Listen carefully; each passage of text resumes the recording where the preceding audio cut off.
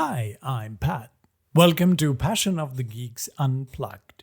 Usually Greg and I talk about pop and geek culture and everything else we enjoy, but sometimes there are things only one of us is an expert in. And this is what Passion of the Geeks Unplugged is for. Shorter, only slightly edited, straight to the point, unplugged. And today's episode deals again with the awesome but not always easy combination of being a geek and a parent. This time, I want to talk about the biggest mistakes a gamer can make and how to deal with that. And specifically, when it involves your child. But first, a little disclaimer. When it comes to parenting, follow your heart. Some guy on the internet might have some awesome advice that you might consider following. That's cool. If you feel like this proposal is a good idea, then by all means try it.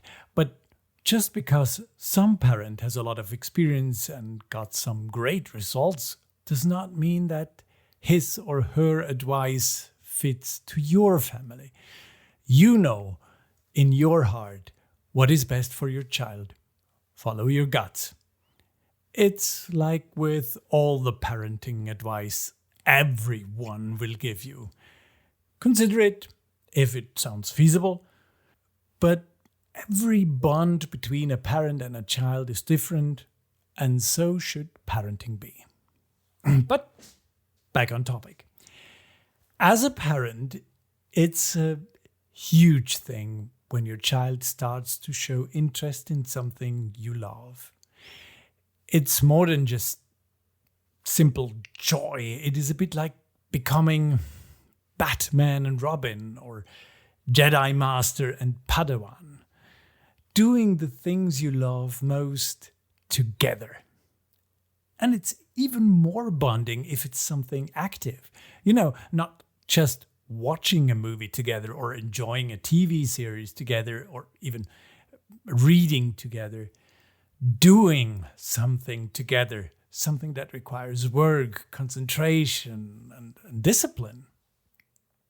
I guess for a lot of non-geek parents, this is often some kind of sport, maybe soccer or football, or maybe some creative hobby like drawing or painting.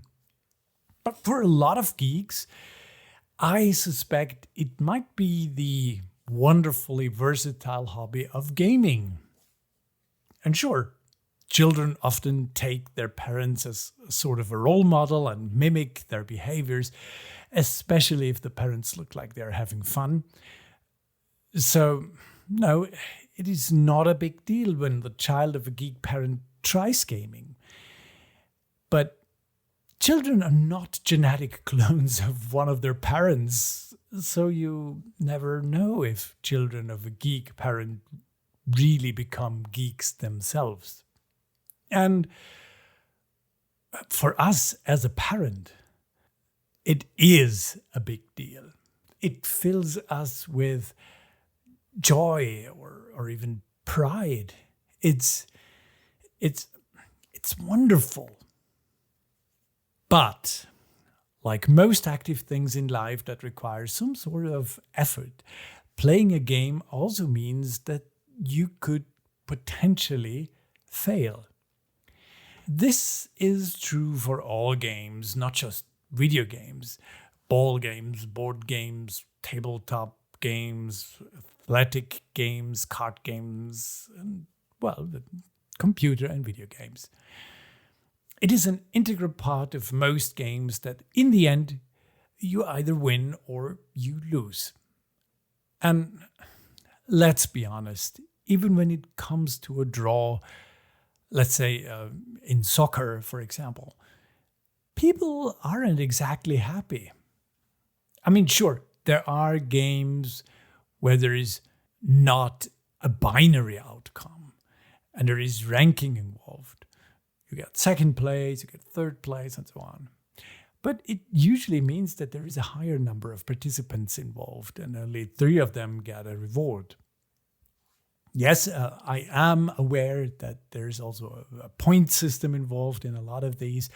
But in the end, you either get on the pedestal or podium or whatever it's called, or you don't. What I'm trying to say is that disappointment and anger are a huge part of playing any game. When it comes to computer and video games, a lot of these failures are, however, kind of self-inflicted. I mean, there is no one else to blame. When it's a single-player game, there isn't even the relief that the other player was just simply better. No. You failed and, well, it's your own fault. And this is, finally, what I want to talk about today. How to deal with that. As much pride and joy seeing your child having fun and succeeding in adapting your own passions brings, well, the more it hurts seeing your child fail. Because you want your child to have fun. You want it to succeed. And you want your child's passions being a part of your own passions. Because that's wonderful. Like I've said before, most games can be won or lost. This was actually different in early arcade games, which were designed to challenge the player until he or she would eventually fail. Like Tetris, in its original rule set, you would get more and more blocks faster and faster until eventually your little holes and small other mistakes would pile up and you would fail. Game over. There are very few games that you can't fail at all. In LucasArts Adventures, to use an example of a previous episode, you can't actually fail. The worst thing that can happen is that you lose interest. But generally, like in life, failing is part of the experience. And I think that's a good thing. And that's also true for children. No matter how easy the game, a beginner or a child will always find elements he or she will struggle with. Not getting through a maze, not managing to beat a boss, not getting the timing of a jump. There are many points in a game where someone could potentially get stuck. And then they get into this well-known loop. Trying, failing. Trying again, failing again. We are all in this situation sometimes. And it takes quite a bit of self-control not to start cursing and swearing and yelling. Because you almost had it. Almost. One more time. Yeah. Almost. One more. And so on and so on. And it's really hard watching your child getting into this loop. Because with each subsequent fail, your child's frustration grows. And children usually don't vent their anger through Tourette-like torrents of swear words or F-bombs. More often than not, they don't know how to deal with their frustrations, especially when they really care. And for us as the parent, this is pretty hard to deal with. I have heard from other parents that their children get so angry, they throw the controller away or even intentionally try to break it. Good thing they're pretty sturdy nowadays.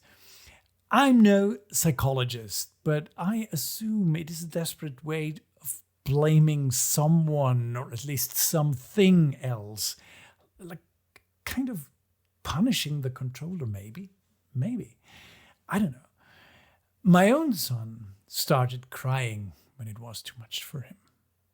That hurts a lot, of course. When something that is meant to be a lot of fun turns into this much disappointment. And I think this could turn into conflict potential between parents, especially if your partner is not a geek, with accusations like, why do you let him play this? If it just gets sad, or if it just gets angry. So I highly suggest to talk with your better half about this. Sometimes you need a more sober judgment of someone not as passionately involved in gaming to make the right choices whether your child is ready for this. So talk to your partner. And learning to deal with frustrations is a very important lesson. And personally, I think the medium of computer games is an excellent teaching aid for this. My son learned about one of the biggest mistakes beginner gamers often make. They don't know when to stop. You know, that one illusion of, I almost made it. Just once more and I'll make it. I mean, this does work to a certain extent, but sometimes you are past it, especially if you start to get nervous, frustrated, or angry. Most of the time, if you just stop, do something else, and come back later with fresh nerves, maybe some good night's sleep, fully awake and concentrated in the morning, or sometimes just with less cramped fingers, or just a new idea how to tackle that situation. Or say, in an open world game, just simply better prepared. Well, sometimes the previously impossible obstacle has become hardly an inconvenience. And, seeing your child telling you with the biggest smile and visibly proud about his or her final success is just so awesome. But I wonder, what do you think? Do you think games are a great way to teach life lessons? Do you agree with me? And I'm really interested how you deal with frustrations and failure, especially if you are a parent and it involves your child. Let me know what you think. You can write to passionofthegeeks@gmail.com or drop me a direct message on Twitter at pat9496. I would love to hear from you. And don't forget, geek parents are just like normal parents, except much cooler. So this is it for this week. If you like this episode of Passion of the Geeks, a rating or a subscription in your favorite podcatcher would be awesome. We're on all major podcasting services and on www.passionofthegeeks.com and on YouTube. And you can send other questions and suggestions to passionofthegeeks@gmail.com. And you can find us on Twitter at PassionOTGeeks. So thank you for listening and take care.